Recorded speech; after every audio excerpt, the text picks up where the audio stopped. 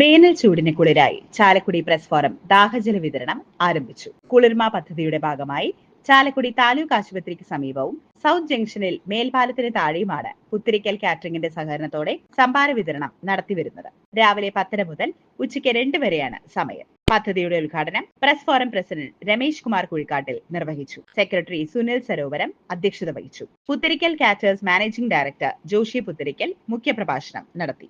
നഗരസഭാ കൌൺസിലർമാരായ Mercy teacher, Dincy Arun, Kulirma chairman Shali Muringoor, സ്ഥാപക പ്രസിഡന്റ് ലാലിമോൻ ചാലക്കുടി, മുൻ പ്രസിഡന്റുമാരായ മധു ചിറക്കൽ, തോമസ് കോമ്പാറ, KN വേണു, കൺവീനർ അക്ഷര ഉണ്ണികൃഷ്ണൻ, രക്ഷാധികാരി MS Sadanandan, treasurer Jenil Jaison, vice president Lixon Varghese, joint secretary Lijoy K Joy, auditor KB Binesh, PA Faisal, Jinu Mecheri, Rosemol Doni, PS Rahul, Ashin Paul എന്നിവർ പ്രസംഗിച്ചു.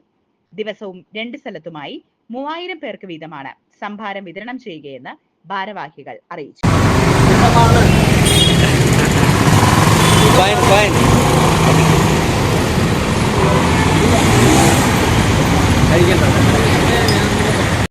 Hi.